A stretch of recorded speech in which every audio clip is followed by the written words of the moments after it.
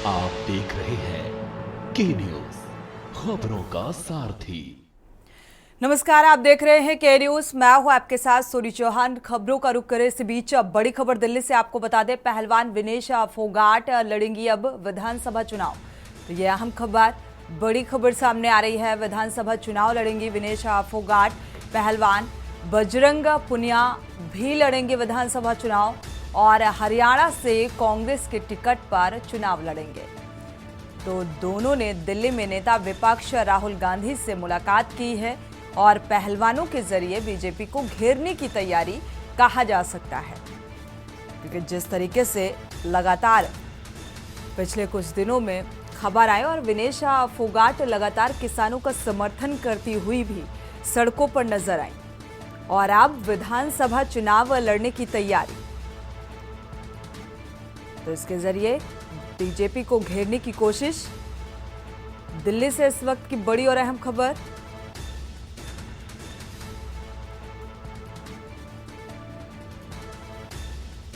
बजरंग पुनिया भी अब विधानसभा चुनाव लड़ेंगी और राहुल गांधी से मुलाकात भी की है। तो हरियाणा से कांग्रेस के टिकट पर चुनावी मैदान में नजर आएंगी विनेश फोगाट और बजरंग पुनिया। तो कांग्रेस को समर्थन, विपक्ष के टिकट पर नेता विपक्ष राहुल गांधी से मुलाकात भी की है और मुलाकात को सीधे सीधे विधानसभा चुनाव से जोड़कर देखा जा रहा है। अखिलेश सिंह इसी खबर पर जुड़े हुए हैं ज्यादा जानकारी के साथ। अखिलेश, अगर देखा जाए तो अब विनेश फोगाट और बजरंग पुनिया जिस तरीके से मुलाकात करने के लिए पहुंचे हैं नेता विपक्ष से, तो जाहिर सी बात है बीजेपी को घेरने की पूरी तैयारी नजर आ रही है पिछले दिनों जो समीकरण बने उस लिहाज से। देखिए, आपको बता दें कि हरियाणा विधानसभा चुनाव चल रहा था और उसी बीच में जो अंतर्राष्ट्रीय स्तर के खेल आयोजन हुआ, उस आयोजन में विनेश फोगाट पहलवान के तौर पर उन्होंने 3 पहलवानों को पटकती देते हुए और पदक जीतने तक पहुंची थी कि आखिरी क्षणों में उनका वजन बढ़ने नहीं मिला। तभी ये प्रयास लगाए जा रहे थे कि अगर ये लोग पदक जीतने से वापस आते हैं और पदक उनको नहीं मिलता है तो कांग्रेस पार्टी इनको चुनाव हरियाणा में लड़ा सकती है। तो शायद वो जो अटकलें उस समय लगाई जा रही हैं, उन अटकलों को अब पूरी तरह से बल मिल रहा है कि जिस प्रकार विनेश फोगाट और बजरंग पुनिया ने राहुल गांधी से मुलाकात की और राहुल गांधी से मुलाकात करने के बाद उन अटकलों को पूरी तरह से अब वो सच्चाई सामने आने लगे कि जैसे कांग्रेस नेताओं की तरफ से कहा जा रहा था कि चुनाव में उतारेंगे और विधानसभा चुनाव उनको लड़ा सकते हैं, तो उन बातों पर अब काफी हद तक कहा जा सकता है कि वो सच होती नजर आ रही हैं। और आने वाले दिनों में अगर कांग्रेस के लिस्ट में इन नेताओं का नाम होता है तो वो सही होगा कि ये विनेश फोगाट और बजरंग पुनिया दोनों लड़ सकते हैं कांग्रेस टिकट, लेकिन इसका अंदाजा फिलहाल टिकट जारी करने पर ही होगा। लेकिन अब मुलाकातों का दौर जारी है, तो मुलाकातों के दौर से तो यही कहा जा सकता है कि कांग्रेस के साथ जाकर चुनाव लड़ सकते हैं। भारतीय जनता पार्टी के खिलाफ हरियाणा में जो माहौल बना है उस माहौल को और कांग्रेस बनाने की कोशिश करेगी, क्योंकि जिस तरह से विनेश फोगाट को अंतर्राष्ट्रीय स्तर पर पहलवानी का पदक नहीं मिला, पदक को पाने से चूक गए, तो उसके खिलाफ हरियाणा में पूरा माहौल भारतीय जनता पार्टी की सरकार के खिलाफ बना था कि उन्होंने उनके लिए कदम बढ़ा के बात नहीं की थी। तो शायद यही कांग्रेस की पहल होगी और विनेश फोगाट और बजरंग पुनिया अगर चुनाव लड़ते हैं तो ये बीजेपी के लिए बड़ा झटका माना जा सकता है। शुक्रिया अखिलेश इस जानकारी को साझा करने के लिए। जाहिर सी बात है कांग्रेस को एक मजबूती, क्योंकि अच्छी खासी लोकप्रियता प्रियता जो है वो देखने को मिलती है और ऐसे में क्योंकि पिछले दिनों ब्रजभूषण शरण सिंह का मसला जिसको लेकर सड़कों पर और किसानों का समर्थन करती हुई नजर आई है विनेश फोगाट। और इसी बीच लखनऊ से खबर आपको बता दें, लखनऊ से खबर सामने आ रही है। 69,000 शिक्षक भर्ती अभ्यर्थी धरने पर बैठे हैं। एक बार फिर से ये प्रदर्शन जोर शोर से उठता हुआ नजर आ रहा है और धरने के बीच शिक्षक अभ्यर्थी महोबा का रहने वाला बताया जा रहा है। ये अभ्यर्थी बीजेपी प्रदेश अध्यक्ष के आवास के बाहर प्रदर्शन कर रहे हैं। इससे पहले डिप्टी सीएम का घेराव किया था। 69,000 शिक्षक भर्ती का ये पूरा मामला और धरने पर बैठे हैं ये अभ्यर्थी। धरने के बीच शिक्षक भर्ती अभ्यर्थी बेहोश भी हुआ।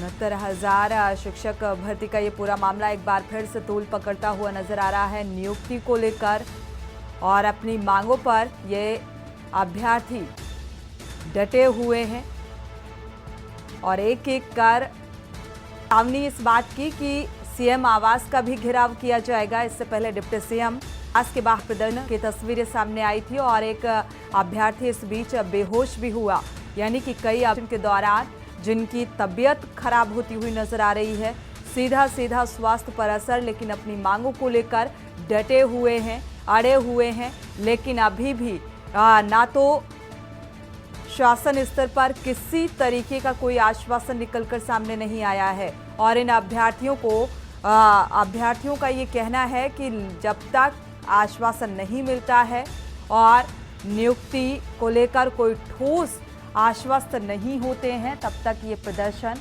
जारी रहेगा। तो डिप्टी सीएम से भी मुलाकात की थी और इसके बाद बीजेपी प्रदेश अध्यक्ष के आवास के बाहर प्रदर्शन कर रहे हैं। 69,000 शिक्षक भर्ती का ये पूरा मामला, जिसको लेकर लगातार नियुक्ति की मांग की जा रही है, और इसी दौरान प्रदर्शन के दौरान ये शख्स बेहोश हुआ है। महोबा का रहने वाला ये अभ्यर्थी बताया जा रहा है।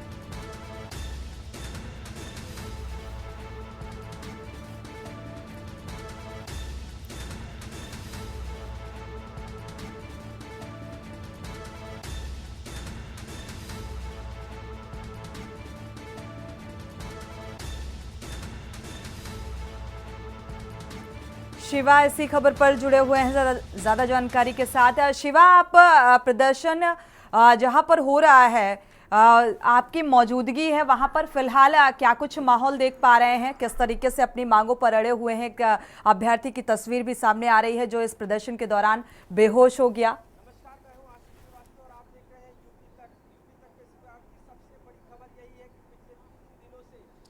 देखिए गरिमा, काफी देर से ये प्रदर्शन भूपेंद्र सिंह चौधरी के आवास के बाहर चल रहा है और कई अभ्यर्थी धरने के दौरान बेहोश हो गए थे। जो महोबा निवासी एक व्यक्ति था जो शिक्षा भर्ती अभ्यर्थी है, उसको बेहोश होने के बाद उसको यहाँ से सीधे पुलिस के वैन के जरिए उसको सिविल हॉस्पिटल ले जाया गया है। लेकिन कई और ऐसे अभ्यर्थी हैं जो हीट स्ट्रोक होने की वजह से यहाँ पर बेहाल हो रहे हैं, और पीछे आप तस्वीरों के माध्यम से देखिए कि लंबी कतार में ये लोग बैठे हुए हैं। और ये आज पहला दिन गरिमा नहीं है, एक महिला भी आप देख सकते हैं किस तरीके से हीट स्ट्रोक की वजह से वो बेहोशी की हालत में अभी है। हालांकि इसको अस्पताल ले जाने का एक व्यवस्था जो है वो जिला प्रशासन की तरफ से होनी चाहिए, लेकिन यहाँ पर कोई एम्बुलेंस उपलब्ध नहीं है। लिहाजा कई धरना प्रदर्शन लखनऊ के अंदर होते हैं, उसके लिए व्यवस्था होती है पूरी, लेकिन इन लोगों के लिए प्रशासन ने कोई व्यवस्था यहाँ पर उपलब्ध नहीं कराई है। इसलिए बेहोशी की हालत में गरिमा ये जो शिक्षक भर्ती अभ्यर्थी है, जो महिला अभ्यर्थी, वो काफी देर से यहाँ पर बेहोश है। लेकिन उसके साथ ही उसको संभालने की कोशिश कर रहे हैं कि जो लड़ाई इनकी लंबे समय से 4 सालों से चली आ रही है, उसका साथ देने के लिए उनको किसी भी हद तक जाना पड़ सकता है। लगातार इनकी मांग यही है कि इनको नियुक्ति पत्र दिया जाए, और जब तक इनको नियुक्ति पत्र नहीं दिया जाएगा, चाहे वो डिप्टी सीएम हो, मुख्यमंत्री हो या कोई भी मंत्री हो, वो सभी के आवास के बाहर इसी तरीके धरना बिल्कुल शिवा, मैं सोनी चौहान, तब तक वो धरना देते मेरा अगला सवाल आपसे यही है कि जिस तरीके की ये प्रदर्शन की तस्वीरें सामने आ रही हैं, एक तरफ तो भीषण गर्मी है और दूसरी तरफ ये जो 69,000 शिक्षक भर्ती का ये पूरा मामला है, एक बार फिर से प्रदर्शन के जरिए सड़कों पर तूल पकड़ता हुआ नजर आ रहा है। इससे पहले डिप्टी सीएम का घेराव, और अभी भी किसी तरीके का कोई आश्वासन मिलता हुआ नजर नहीं आ रहा है। क्या उम्मीद इस प्रदर्शन से अभ्यर्थियों को नजर आ रही है? क्या इस बाबत आपने बातचीत की?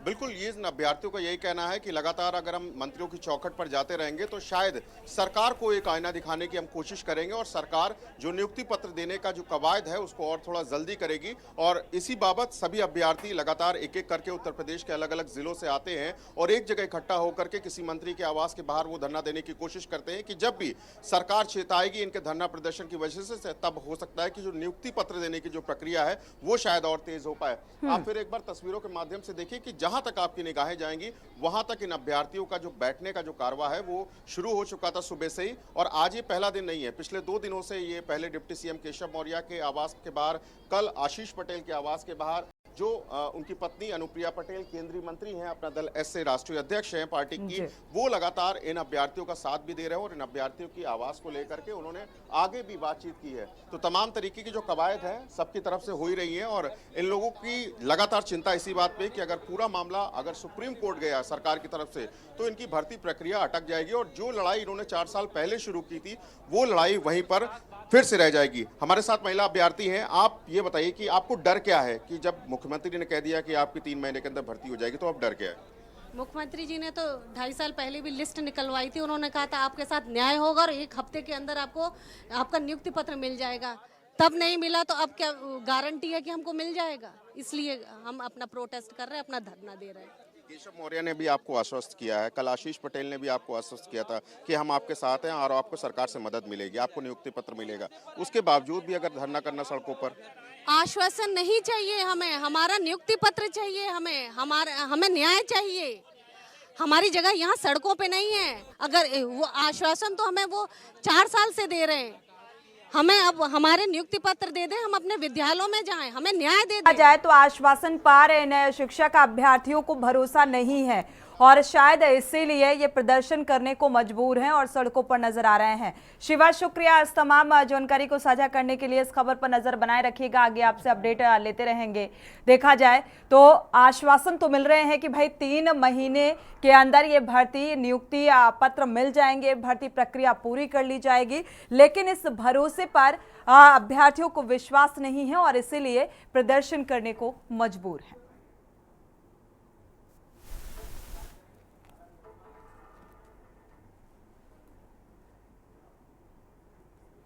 और अब बात करते हैं आदमखोर का आक्रमण कैसे बचाएंगे वन मंत्री।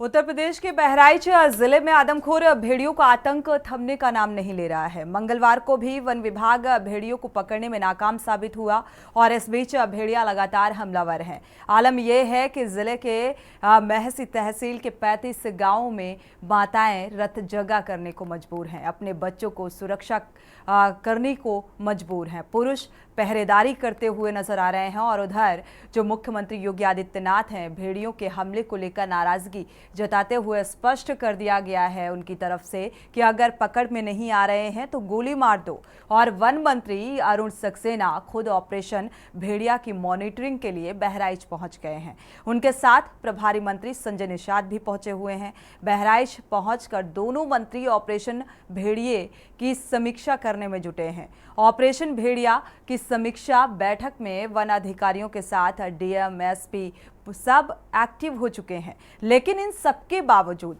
बड़ा सवाल तो यही है कि वन मंत्री का जिला बरेली अब भेड़ियों के आतंक की चपेट में आ गया है और सवाल ये है कि वन मंत्री तो सबके लिए गाइडलाइन तो जारी कर रहे हैं, अब अपने जिले को बचाने के लिए क्या व्यवस्थाएं कर रखी हैं? भेड़ियों के आक्रमण से वन मंत्री कैसे बचाएंगे अपना जिला?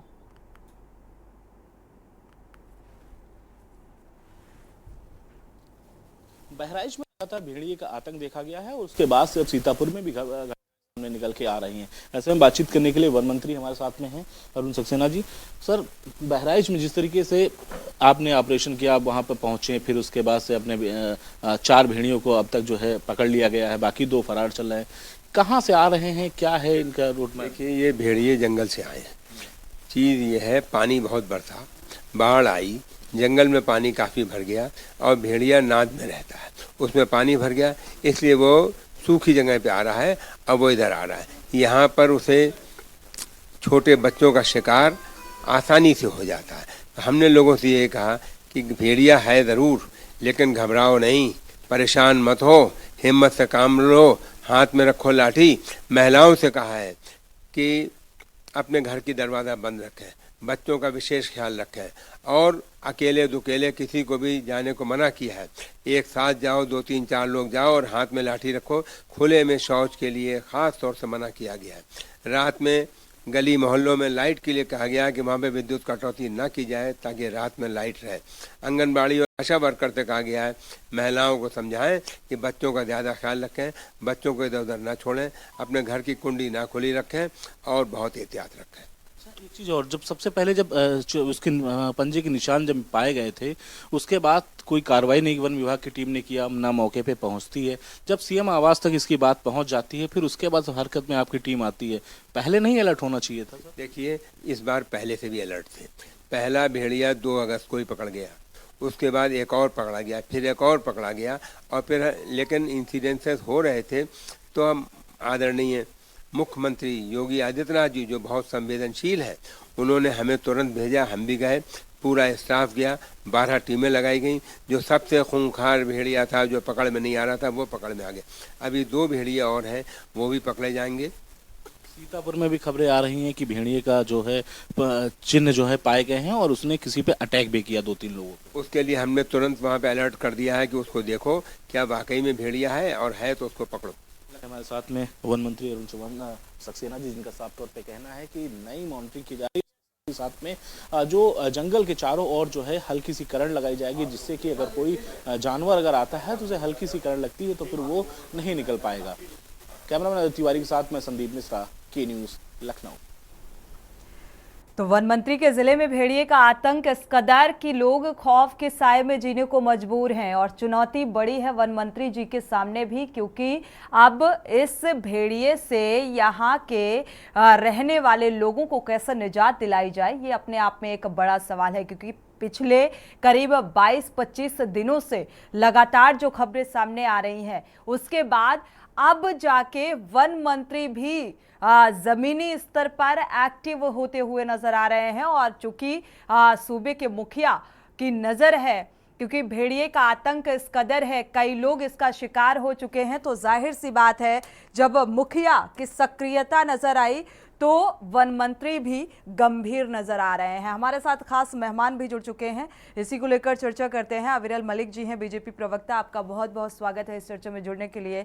मयंक शुक्ला हैं समाजवादी पार्टी से, आपका भी बहुत बहुत स्वागत है इस चर्चा में जुड़ने के लिए। साथ ही हमारे संवाददाता भी बहराइच, बरेली और लखीमपुर खीरी से जुड़ चुके हैं, फराज अंसारी, शानू कुमार, विनीत कुमार। और समाजवादी पार्टी से बहराइच से रामजी यादव भी जुड़ चुके हैं। प्रवक्ता, आपका बहुत बहुत स्वागत है इस चर्चा में जुड़ने के लिए।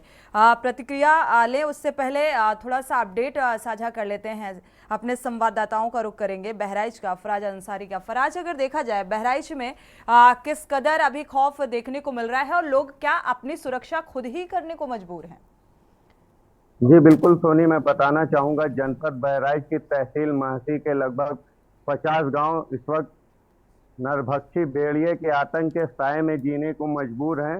दहशत का आलम यह है कि महिलाएं, बच्चे और जो पुरुष हैं ये दिन भर काम करते हैं और रात में पहरेदारी कर रहे हैं। पहरेदारी लाठी हाथ में लेकर ये जागते हैं, पूरा रात जगा कर रहे हैं। वन विभाग की टीम काफी मात्रा में लगाई गई है, जिला प्रशासन अलर्ट मोड में है, मंडल के डीएफओज वहाँ कैंप कर रहे हैं, रेणु सिंह वहाँ कैंप कर रही हैं, वन प्रमुख। उसके बाद भी ग्रामीणों को कहीं ना कहीं पूरी तरह से वन विभाग पर या जिला प्रशासन पर भरोसा नहीं, तभी वो में लाठी और भाले लेके रात भर पहरेदारी कर रहे हैं। वन विभाग जो लोगों को सताना दे रहा है कि हम बहुत जल्दी बिल्कुल नरभक्षी भेड़िए हैं, हम इनको पकड़ लेंगे, पिंजरा लगा, ड्रोन कैमरा चल रहा है, थर्मल कैमरा चल रहा है, तो बहुत जल्दी इनको पकड़ लेंगे। लेकिन कहीं ना कहीं ग्रामीणों को इनके आश्वासन पर पूरा यकीन नहीं है। महसी क्षेत्र के जो विधायक हैं वो भी कर रहे हैं, तो कहीं ना कहीं ग्रामीणों में भय का माहौल, दहशत के साथ जीने का मजबूर है। जी बिल्कुल फराज, जो आपने बताया उस आधार पर अगर देखा जाए तो जिला प्रशासन की कार्यशैली पर इतना भरोसा नहीं है बहराइच वासियों को। वो खुद अब अपनी जान की सुरक्षा करने को मजबूर हैं और बड़ी चुनौती है कि आखिर भेड़िए के आतंक पर काबू कैसे पाया जाए। शानू कुमार का रुख कर लेते हैं बरेली का। बरेली में देखा जाए तो क्या कुछ जमीनी हकीकत देखने को मिल रही है? लोग किस तरीके से अपनी सुरक्षा कर रहे हैं? प्रशासनिक स्तर पर कितनी सतर्कता यहाँ पर देखने को मिल रही है लोगों की सुरक्षा को लेकर? शानू।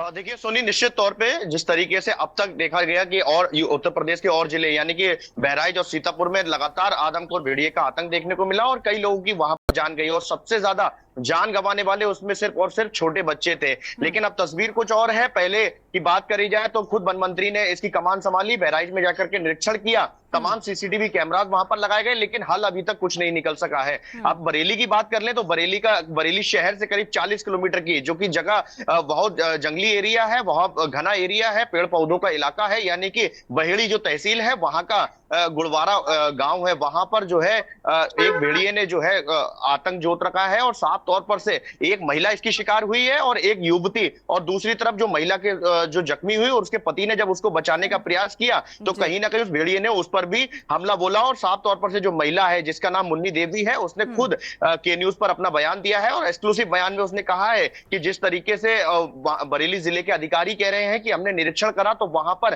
किसी भी भेड़िए का पग चिन्ह यानी कि उसके पैरों के निशान उनको नहीं दिखे जिससे ये साफ हो सके कि वो भेड़िया ही है। लेकिन जो मुन्नी देवी जो कि इस चीज से जख्मी हुई है, जिन्होंने उस भेड़िए की दहशत को झेला है, यानी कि उसने खुद बयान दिया है कि उसके सीने पर वो भेड़िया बैठ करके उन पर लगातार वार करता रहा। तो तमाम इस तरीके की जो उन्होंने बातें कही हैं उससे साफ जाहिर होता है कि भेड़िए का आतंक अब बरेली में देखने को मिलेगा।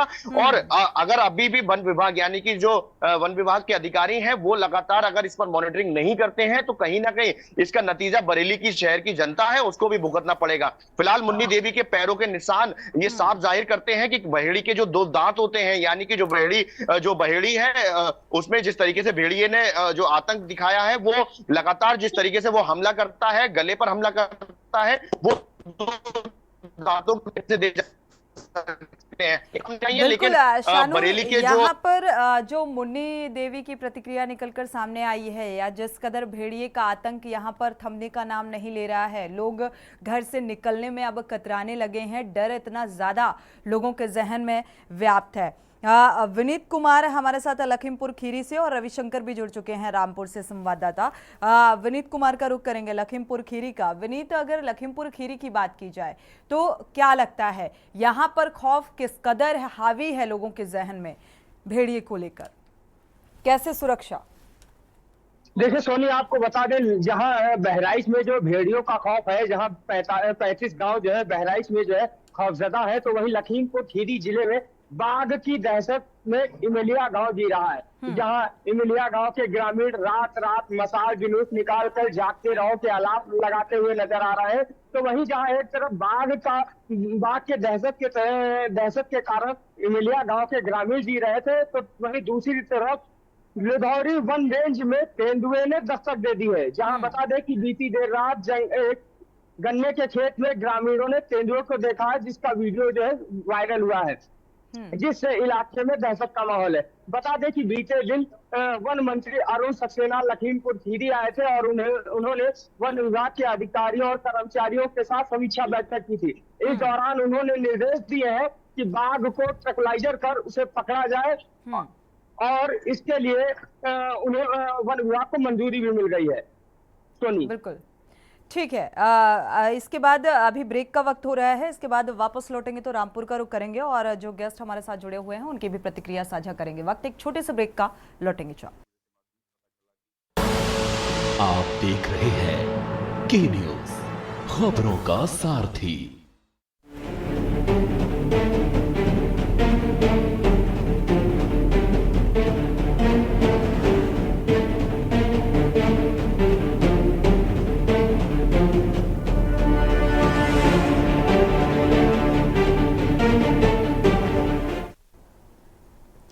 ब्रेक से वापस आ रहे हैं। आदमखोर भेड़िए के आतंक में जी रहे लोग और कई गांव इसकी जद में। हालांकि देखा जाए तो भेड़ियों की जो आबादी है वो ज़्यादा नहीं है, अगर देखा जाए पहले की अपेक्षा करीब बहुत कम बचा है। बावजूद इसके चूंकि ये इलाके ऐसे हैं, जंगल से सटे हुए हैं, चाहे लखीमपुर खीरी का जिक्र करें, बहराइच का जिक्र करें, तो यहाँ पर अब रिहायशी इलाकों में दस्तक देते हुए नजर आ रहे हैं भेड़िए। रविशंकर का रुख कर लेते हैं एक बार रामपुर का।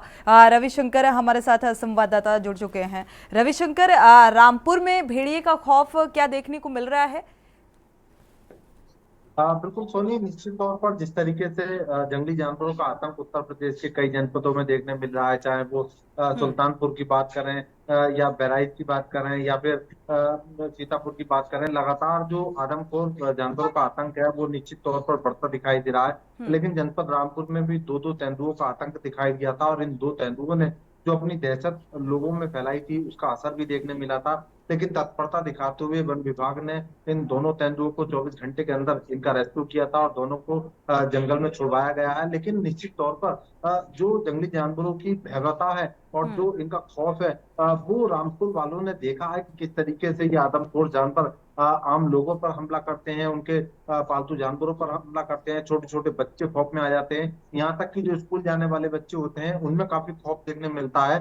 तो जिस तरीके से आदमखोर जानवर जो है वो अलग अलग क्षेत्रों में पहुंच रहे हैं और लगातार उनका आक्रमण जो है वो बढ़ रहा है, तो ऐसे में उत्तर प्रदेश की योगी सरकार भी इसको लेकर सख्त हो गई है। हाई लेवल की मीटिंग की जा रही है और जो रामपुर का वन विभाग है वो निश्चित तौर पर पूरी तरीके से तत्पर है और किसी भी तरीके की ऐसी घटना भविष्य में ना हो या फिर जो उत्तर प्रदेश के अलग अलग जनपदों में देखने मिल रहा है जो आदमखोर जानवर हैं वो लगातार किस तरीके से खुखार होते चले जा रहे हैं, तो उसको लेकर जिस तरीके की तैयारियां चल रही हैं वो अपने आप में एक बड़ा भरोसा दिलाने लायक है। लेकिन जिस तरीके से आदमखोर जानवर जो मैदानी इलाकों में निरंतर रूप से भाग रहे हैं, इसके पीछे के जो कारण है उस तक पहुंचना भी बहुत जरूरी होता है कि अपनी सीमाएं लांघकर आखिर क्यों तराई वाले इलाकों में, मैदानी इलाकों में ये खूंखार जानवर पहुंच रहे हैं और इसका क्या रीजन हो सकता है। क्योंकि पूर्व में बहुत तेज बरसात हुई है, बरसात के कारण जो जानवर हैं उनके घरों में पानी भरा हुआ है, जो आदमखोर जानवर मैदानी इलाकों में पहुंच रहे हैं उसके बिल्कुल रविशंकर, बिल्कुल जाहिर सी बात है, इसीलिए रिहायशी इलाके का रुख कर रहे हैं, ये आदमखोर हो चुके हैं भेड़िए और जाहिर सी बात है अपनी भूख को मिटाने के लिए इस तरीके से शिकार की तस्वीरें भी सामने आ रही हैं, कई लोगों को अपना शिकार बना चुके हैं। हमारे साथ अविरल मलिक जी हैं, सभी मेहमान जुड़ चुके हैं, समाजवादी पार्टी के प्रवक्ता भी और भारतीय जनता पार्टी के भी। अविरल मलिक से शुरुआत कर लेते हैं। अविरल मलिक जी, अभी वन मंत्री की जो बातचीत है वो भी निकलकर सामने आई, सीएम योगी आदित्यनाथ की भी नज़र है जिस तरीके से भेड़िए का आतंक लगातार बढ़ता जा रहा है, लेकिन आखिर वजह, क्योंकि पिछले कई दिन बीत चुके हैं, 22 से 25 दिन बीत चुके हैं, लगातार कोशिशें की जा रही हैं, लेकिन कोशिशें अभी भी विफल हैं, लोग खुद अपनी जान की सुरक्षा करने को मजबूर हैं।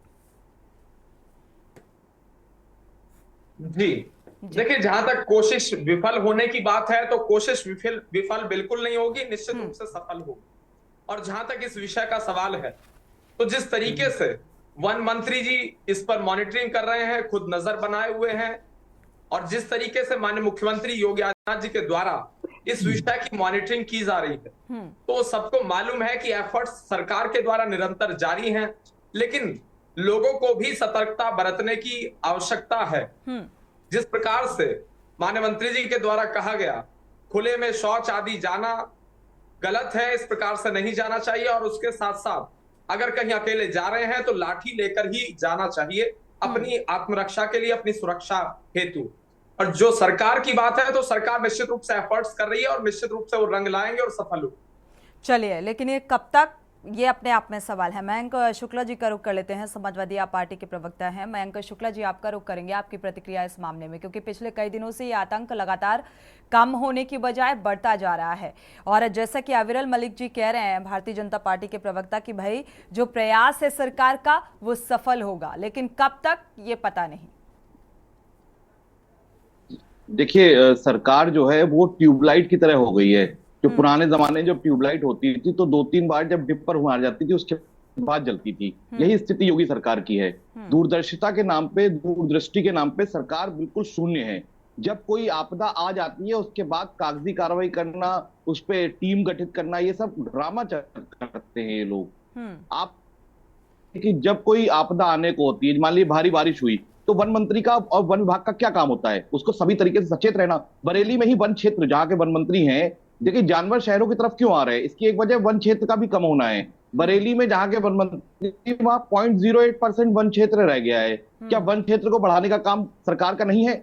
मंत्रालय का और काम क्या होता है? वन मंत्रालय का काम सिर्फ ये थोड़ी ना होता है कि गैर कानूनी तौर से लकड़ियां कटवाते रहें। इनका काम होता है जानवरों को संरक्षण देना, उनके बीच में और इंसानों के बीच में कोई भी तरीके का टकराव ना हो, ये काम होता है। और जब भारी बारिश हुई तो ये तो सामान्य ज्ञान की बात है कि जानवर जो है, जो जंगली जानवर है, वो शहर की तरफ आएंगे, कस्बे की तरफ आएंगे, तो उसके लिए पहले से तैयारी करनी चाहिए। अब क्या वन मंत्री जी, जिन लोगों की जान चली गई, उनकी जिम्मेदारी लेंगे? क्या मुख्यमंत्री योगी आदित्यनाथ, जिनके नाम का हर मंत्री कोई भी होता है भाजपा का, 2-3 लाइन के बाद योगी जी को यशस्वी बताता है, तो क्या यशस्वी मुख्यमंत्री जी इन जिन लोगों की जान चली गई उनकी जिम्मेदारी लेंगे? मुझे ये बात समझ में नहीं आती कि वन मंत्री का कार्य क्या होता है, वन विभाग का कार्य क्या होता है। अपने ऑफिस में बैठे रहना नहीं होता है, उनका काम होता है जो भी गतिविधियां जंगल में चल रही है उस पर नजर रखना। उनके बीच में जो भी, जैसे अब मान लीजिए जंगली जानवर हैं, वो तो जानवर है ना, तो उनको थोड़ी ना पता है कि उन्हें क्या करना है, मगर इंसानों और उनके बीच में जो बैरियर का काम करता है वन विभाग, वो पूरी तरीके से विफल रहा है। मैं पूर्ण रूप से मानता हूं कि बरेली के ही वन मंत्री हैं, और बरेली में भी जब ये घटना हो रही है तो पूरे प्रदेश की तो हाल छोड़ ही दीजिए। मुझे लगता है कि वन मंत्री जी को इस पे जो है अपनी गलती माननी चाहिए और जनता से माफी मयंक मांगनी शुक्ला जी, आपकी बात से एक बात निकलकर सामने आई कि वन क्षेत्र जो है उसे बढ़ाया जाना चाहिए, लेकिन मुझे लगता है कि जमीनी हकीकत से कोसों दूर है ये बात, क्योंकि वन क्षेत्र अब जो एरिया है ये बढ़ने के बजाय कम होता हुआ नजर आ रहा है। और वन अधिकारी जो हमारे हैं, जो जिम्मेदार हैं, जिन वन क्षेत्र को मेंटेन करना उनकी जिम्मेदारी है, जो लोग नियुक्त हैं वही अपनी जिम्मेदारी को शायद बखूबी नहीं निभा रहे हैं। हमारे साथ सैदनगर से बीजेपी के मंडल अध्यक्ष हैं मोहम्मद फुरकान जी भी जुड़ चुके हैं। मोहम्मद फुरकान जी, क्योंकि ठीक बात है, तमाम कोशिशें हो रही हैं पिछले दिनों से, अगर स्टार्टिंग में भी ये भी सवाल उठ रहा है कि शुरुआती दौर में इतनी सतर्कता होती, वन क्षेत्र का जो एरिया है उसे बढ़ाए जाने की ज़रूरत है, ताकि ये जो जानवर हैं रिहायशी इलाके का रुख ना करे। जो सवाल अभी समाजवादी के प्रवक्ता ने उठाए, आगे मैं सवाल करूंगी भी कि भाई समाजवादी पार्टी की सरकार होती तो क्या ऐसी सिचुएशन में क्या कुछ कदम उठाए जाते, ये सवाल भी होगा। हमारे साथ जुड़े हुए हैं समाजवादी पार्टी से रामजी यादव, उनसे ये सवाल करूंगी। मोहम्मद फुरकान जी, क्या कहेंगे, क्या वन विभाग के हमारे अधिकारी जिम्मेदार हैं? कैसे जिम्मेदारी निभा रहे हैं? मैम नमस्कार जी, मैं मोहम्मद फुरकान। ऐसा कुछ नहीं है जैसा ये सर बोल रहे हैं, ऐसा कुछ भी नहीं है। अभी क्या है, हमारी जो यहाँ पास में गांव पड़ता है आलियागंज, वहां पे अभी वन विभाग की टीम ने एक इसको टाइगर को पकड़ा है, जिसमें वन विभाग ने उसको ले जा करके छोड़ने की पूरी कोशिश की गई है। अभी एक पास में दूसरा गांव पड़ता है मसवासी, वहां पे भी टीम ने अपनी पूरी कोशिश की है और वहां पे भी एक तेंदुआ पकड़ा गया है। तो ऐसा नहीं है कि सरकार की नाकामी है, सरकार पूरी इसमें पूरी तरह से कोशिश कर रही है और इसमें माननीय मुख्यमंत्री जी भी अपनी पूरी पार्टिसिपेट कर रहे हैं, पूरा इसमें नजर बनाए हुए हैं। तो ये कहना बिल्कुल गलत है कि कोई इसमें सहयोग नहीं कर रहा है, कोई इसमें साथ नहीं है। जो डर का माहौल था, भय था, वो अभी सब खत्म हो चुका है। अभी ऐसा कुछ भी नहीं है, सब कुछ ठीक चल रहा है। अभी आपने अपडेट सुना होगा, हमारे संवाददाता जुड़े हुए भी हैं। ऐसा भी नहीं है कि भाई पुरानी कोई तस्वीर सामने आई जिसको लेकर हम सवाल उठा रहे हैं या बात कर रहे हैं, या आप जो कह देंगे वही मान्य होगा। आप बहराइच से हमारे संवाददाता जुड़े हुए हैं, अभी फराज अंसारी को भी आपने सुना होगा। फराज अंसारी, एक बार आपसे आपका रुख करेंगे, अगर बहराइच की जमीनी हकीकत की बात करें तो क्या यहां पर अभी खौफ नहीं है भेड़िए का? अनम्यूट करिएगा।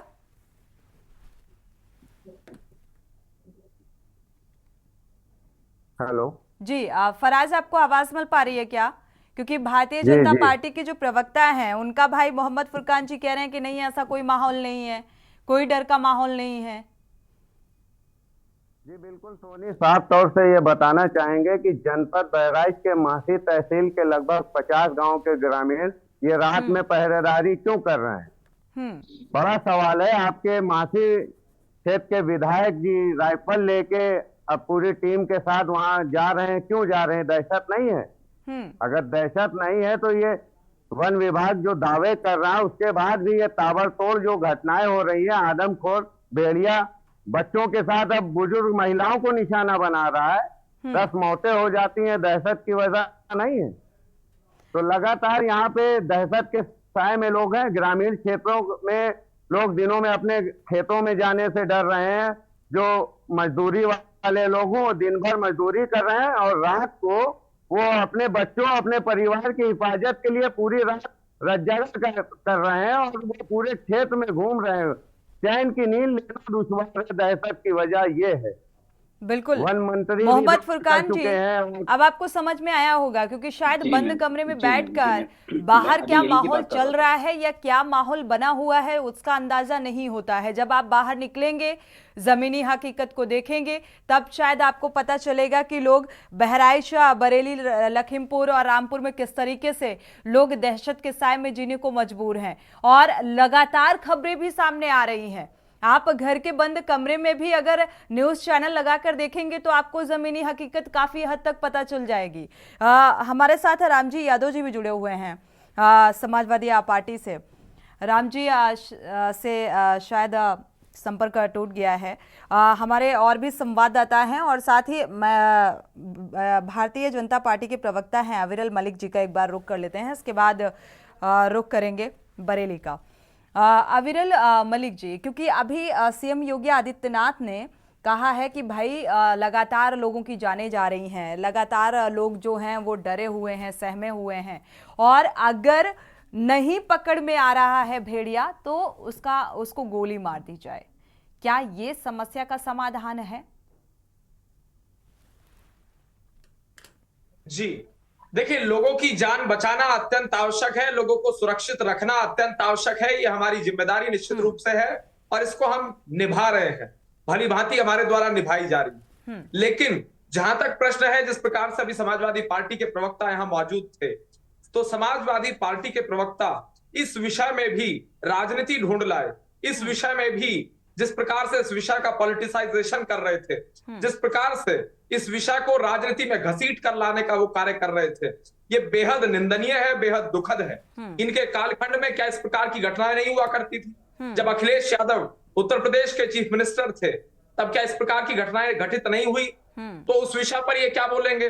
कम से कम इन लोगों को, समाजवादी पार्टी के नेताओं को, प्रवक्ताओं को सोच समझकर वक्तव्य देना चाहिए और कम से कम इन विषयों पर, संवेदनशील विषयों पर राजनीति नहीं करनी चाहिए। और जिस तरीके से भारतीय जनता पार्टी के ऊपर आरोप लगाना इनकी आदत बन चुकी है, हर विषय में भारतीय जनता पार्टी को कटघरे में खड़ा करना एक इनकी आदत बन चुकी है, ये बिल्कुल गलत है, निंदनीय है। ठीक है, मयंक शुक्ला जी भी हमारे साथ जुड़े हुए हैं और रामजी यादव भी समाजवादी पार्टी से जुड़े हुए हैं। रामजी यादव जी, अगर देखा जाए, अभी अविरल मलिक जी का भी वक्तव्य आपने सुना होगा, अगर समाजवादी पार्टी सत्ता में होती तो उसका क्या स्टैंड होता है ऐसे हालात से निपटने के लिए? आरोप तो लगाना एक अलग बात है।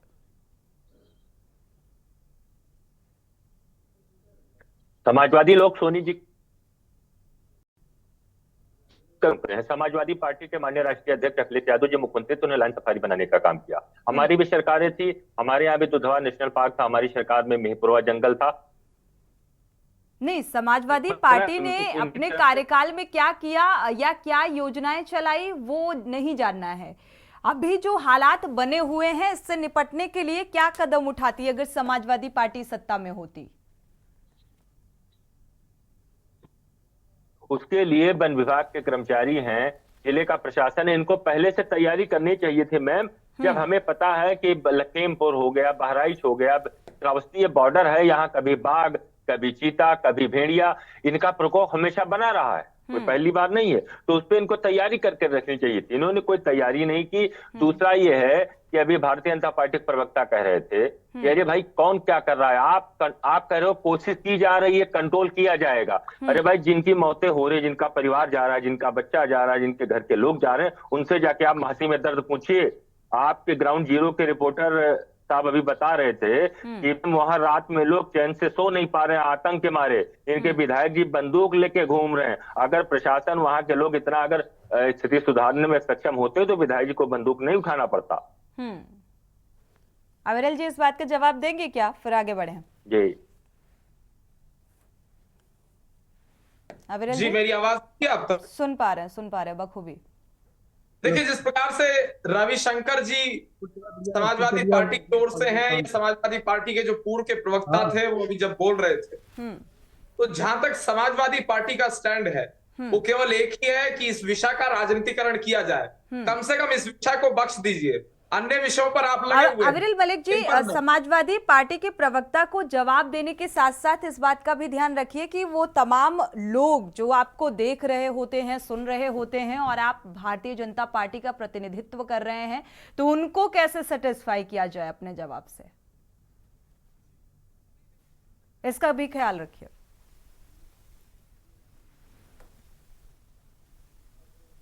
हमारे से सेटिस्फाइड है, उसका नतीजा ये है कि भारतीय जनता पार्टी सत्ता में है और बार बार सत्ता में आती है, क्योंकि हम जनता के लिए कार्य करते हैं। हमारे ऊपर 1 रुपए का भ्रष्टाचार का आरोप नहीं है। हम जनता के लिए जीने वाले लोग हैं, जनता की सेवा में समर्पित लोग हैं। मत करिए अविरल मलिक जी, भ्रष्टाचार की बात मत करिए। जीरो टॉलरेंस की बात होती है, भारतीय जनता पार्टी कहती है जीरो टॉलरेंस की नीति पर काम हो रहा है, तो हर जगह वो दिखाई देना चाहिए। कानून व्यवस्था या प्रशासनिक कार्यशैली में भी जीरो टॉलरेंस नजर आना चाहिए। सिर्फ कागजी आंकड़े मेंटेन कर लेने से कुछ नहीं होता है, या भारतीय जनता पार्टी के प्रवक्ता ये कह देंगे कि भाई जीरो टॉलरेंस की नीति पर काम हो रहा है, तो ये मान्य ऐसा नहीं होता है। जमीनी हकीकत दिखनी चाहिए वैसी। हमारे साथ संवाददाता भी जुड़े हुए हैं। विनीत कुमार का रुख करेंगे लखीमपुर खीरी का। विनीत कुमार, अगर लखीमपुर खीरी की खास तौर पर बात की जाए, तो क्या यहाँ पर आदमखोर जो भेड़िया है, लगातार आतंक बढ़ता जा रहा है? अगर बिजली की बात करें, क्योंकि पिछले कुछ दिनों में अभी इसी को लेकर चर्चा हुई, तो ये बात निकलकर भी सामने आई थी कि बिजली कटौती भी एक बड़ी समस्या है, जिसकी वजह से लगातार जो जंगली जानवर हैं वो शिकार बनाते हैं। देखिए, आपको बता दें, अगर लखीमपुर खीरी में बिजली की बात की जाए तो खैर बिजली की ऐसी कोई समस्या नहीं, लेकिन ग्रामीणों में दहशत का माहौल आज भी है। अब सोचने सवाल ये खड़ा होता है कि ये जो बरसात का जो हवाला दे रही है बीजेपी सरकार और वन मंत्री, ये बरसात कोई पहली बार नहीं है, और ये पहली बार वन्यजीव भी जंगल से बाहर नहीं आए। बता दें कि अगर समय रहते वन विभाग के द्वारा और उत्तर प्रदेश सरकार के द्वारा व्यवस्थाएं पहले से दुरुस्त कर ली जाती, तो शायद ये जंगली वन्यजीव बाहर ना आते। जैसा कि लखीमपुर खीरी जिले में इमिलिया गांव में बाघ का आतंक है, तो वहीं लखीमपुर खीरी जिले के लिरौरी वन रेंज में तेंदुए का आतंक जारी है। बता दें कि अगर सरकार पहले से चेतती, वन विभाग पहले से चेत जाता, तो शायद ये वन्यजीव बाहर ना आते, और शायद उन 3 किसानों की जिनकी मौत हो चुकी है, शायद उनका जीवन बच जाता। बिल्कुल। इन मौतों का जिम्मेदार किसे माना जाए? मोहम्मद फुरकान का रुख कर लेते हैं, इसके बाद रामपुर का रुख करेंगे। रविशंकर संवाददाता रामपुर से जुड़े हुए हैं।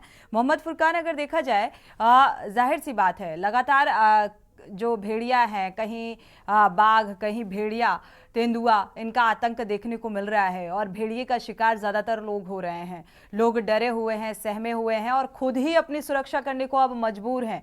प्रशासनिक स्तर पर जो कवायदें हो रही हैं, लेकिन इसको लेकर, क्योंकि बारिश हर साल होती है, बारिश का महीना हर साल आता है, बारिश अगर होगी, ज्यादा पैमाने में होती है, तो जाहिर सी बात है तैयारियां भी उतनी ज्यादा करनी होती हैं। क्या तैयारियां उस स्तर की गई, और की गई तो रिहायशी इलाकों में जाने को क्यों मजबूर हुए? ऐसा नहीं है, हर बार ऐसा होता है, हर साल ये होता है आतंक, और अभी पूरी कोशिश भी की जा रही है। जैसे मैंने आपको बताया, रामपुर के आलियागंज में तेंदुआ, एक टाइगर था, वो अभी 2 दिन पहले ही पकड़ा गया है जी, वन विभाग की टीम ने पकड़ा है। वैसे ही रामपुर में एक गांव पड़ता है मसवासी, वहां पे भी एक तेंदुआ पकड़ा गया है। तो वैसे ही तैयारियां पूरी मुकम्मल है, लेकिन अब ऐसा तो नहीं है हर टाइगर के ऊपर एक आदमी बिठा दिया जाए उसको पकड़ने के लिए। टीम लगाई गई है, टीम को जितने वन विभाग में अधिकारी और लोग नियुक्त किए गए हैं, मोहम्मद फुरकान जी, अगर वही जिम्मेदारी से काम करेंगे तो काफी हद तक जो सिचुएशन है वो अंडर कंट्रोल रहेगी। थोड़ी सी हो जाती है लापरवाही, बट लापरवाही इसमें कुछ नहीं है। उन लोगों ने कोशिश पूरी, टीम बना रखी है, इसमें हर इंसान को सहयोग करना है, अपने आप को थोड़ा सा बचा के रखना है। अभी जब भय का माहौल चल रहा है, तो खेतों में या बाहर कम निकलें, थोड़ा सा सहयोग दें, जिसमें कि वन विभाग अपना काम कर सके। रामजी यादव को रुक कर लेते हैं। रामजी यादव जी, क्या लगता है जिम्मेदारी के साथ काम किया गया? तैयारियां पहले से, जो मोहम्मद फुरकान जी भी कह रहे हैं कि भाई ऐसा नहीं है, थोड़ा इधर उधर हो जाता है, और तैयारियां पहले से की गई हैं। इत्तेफाक रखते हैं इस देखिए बात से? सोनी जी, तैयारियां अगर पहले से की जाती तो जो स्थितियां पैदा हुई हैं वो आज नहीं होती। आखिर जो भेड़िया है वो खूनी भेड़िया, दरिंदा भेड़िया बना कैसे? सवाल ये है, क्या उसको भोजन नहीं मिल पा रहा है? आखिर ये भेड़िया आ कहां से रहे? रहीसी इलाकों में जा रहे हैं। फुरकान भाई हमारे अभी नए हैं, वो अभी नहीं समझ पा रहा है चीज। तो मैं ये कहना चाह रहा हूँ, देखिए ये बहुत सेंसिटिव मुद्दा है, इसमें कोई शक नहीं, बहुत संवेदनशील है। बहराइच जनपद में लगातार मौतें हो रही हैं। बहराइच जनपद भेड़िए के प्रकोप से जाना लगा है, इससे बड़ा दुर्भाग्य नहीं हो सकता। तो मैं इतना कहूंगा, भाजपा के प्रवक्ता जो भी डिबेट में आते हैं वो अधिकारियों पे नकेल कसने की बात नहीं करते, वो अधिकारियों को डिफेंड करते हैं बैठ के डिबेट में, अधिकारियों को बचाने का काम करते हैं। उनको कहने में क्या जाता है कि अगर अधिकारी पहले से तैयारी कर लिए होते तो आज तमाम मासूम जो हमारे बीच में बहराइच जनपद महासी विधानसभा के नहीं है वो हमारे बीच में होते। 2-2, 2.5 साल के बच्चों को मेम कहीं हाथ काट ले जा रहा है, मौत हो जा रही है, कहीं पैर काट ले जा रहा है। ये मामला राजनीति का नहीं है, लेकिन विपक्ष का काम है इनको सचेत करना। अगर ये सचेत होते तो आज ऐसी घटना नहीं होती। और आप एक चीज देखिए, जो भी प्रवक्ता भी जीत बैठे हैं, माननीय यशस्वी बहुत मजबूत, बहुत बोल रहे हैं। अरे सवाल ये नहीं है भाई, योगी जी यशस्वी है, ठीक है, आपके मुख्यमंत्री है, उस पर किया क्या जा रहा है? मॉनिटरिंग कर रहे हैं, वन मंत्री जी जा रहे हैं, सब लोग जा रहे हैं, तो सबके जाने के बाद स्थिति आखिर काबू कब उस पर पाई जाएगी, या मासूमों की मौतें होती रहेंगी? ठीक है, रामपुर का रुख कर लेते हैं रविशंकर का। रविशंकर, अगर रामपुर की बात है, क्योंकि मोहम्मद फुरकान जी भी बार बार इस बात का जिक्र कर रहे हैं कि भाई रामपुर में जो तेंदुआ है वो पकड़ा गया, और जो प्रशासनिक स्तर पर हैं कोशिशें लगातार की जाती हैं, तो प्रशासनिक स्तर पर कितनी कवायद होती हुई देख पा रहे हो? तो डिबेट में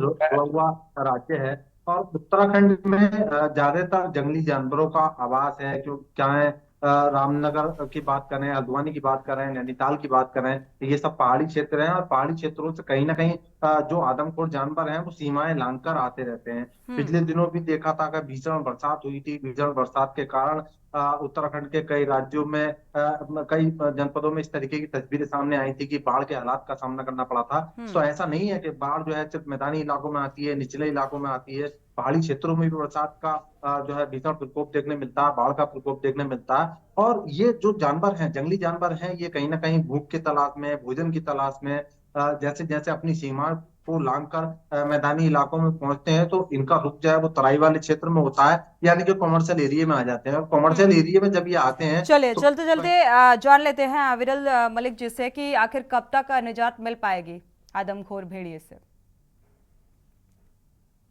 जी देखिए, जहां तक निजात मिलने की बात है तो मैंने जिस प्रकार से पहले भी इस विषय को स्पष्ट किया कि निश्चित रूप से जल्द निजात मिलेगी, और जिस तरीके से प्रयास किए जा रहे हैं वो निश्चित रूप से सफल होंगे, और सफल होकर वो प्रयास सामने आएंगे और रंग लाएंगे। इसमें कोई किसी प्रकार का दौराए नहीं होना चाहिए। शुक्रिया आप सभी मेहमानों का इस चर्चा में शामिल होने के लिए। साथ ही फराज अंसारी, आपका भी बहुत बहुत शुक्रिया। रविशंकर, आपका भी बहुत बहुत शुक्रिया जानकारी साझा करने के लिए। शानू और विनीत कुमार, आपका भी बहुत बहुत शुक्रिया जानकारी साझा करने के लिए। तो आदमखोर भेड़िए का आतंक लगातार जारी है। इसी बीच चंडीगढ़ से बड़ी खबर सामने आ रही है। आपको बता दें, हरियाणा चुनाव से जुड़ी हुई बड़ी खबर। मुख्यमंत्री आवास पर चुनाव के टिकटों का ऐलान करने से पहले ये बड़ी बैठक का बीजेपी की। तो मुख्यमंत्री आवास पर दोपहर 3 बजे बैठक होगी। हरियाणा चुनाव को लेकर इस बैठक में मंथन होगा और पार्टी पदाधिकारियों के साथ मुख्यमंत्री जो हैं मंथन करेंगे। प्रदेश अध्यक्ष मोहनलाल बडोली भी इस बैठक का हिस्सा होंगे। 3 बजे ये बैठक आयोजित हुई है मुख्यमंत्री आवास में, और हरियाणा चुनाव को लेकर चिंतन और मंथन इस बैठक के दौरान।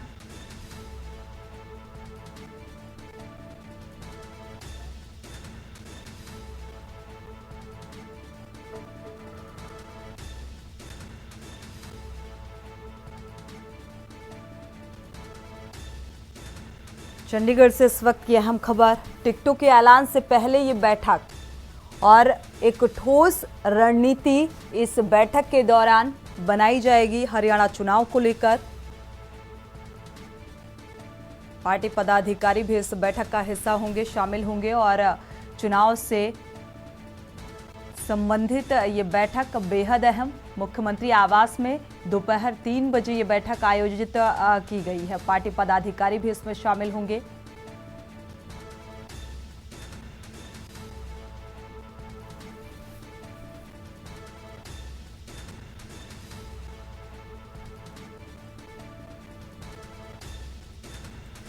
ब्यूरो चीफ विनोद गुप्ता इसी खबर पर जुड़े हुए हैं। विनोद, बैठक से जुड़ी हुई क्या कुछ अपडेट है आपके पास? किन किन बिंदुओं पर इस बैठक के दौरान चर्चा हो सकती है? देखिए, जिस तरह से लोग विधानसभा के चुनाव है हरियाणा के अंदर, और डेली प्रतिदिन की बात कर ले, चाहे वो दिल्ली के अंदर हो चाहे हरियाणा के अंदर हो, रोज बैठकें हो रही है। और केंद्र समिति है बीजेपी की, वो भी बैठकें कर रही है। और आज मुख्यमंत्री जो है नायब सिंह सैनी, वो भी 3 बजे जो है बैठक करेंगे अपने निवास पर। खुद प्रदेश अध्यक्ष महामहिम पडौली रहेंगे साथ में, और कई नेता जो मौजूद रहेंगे।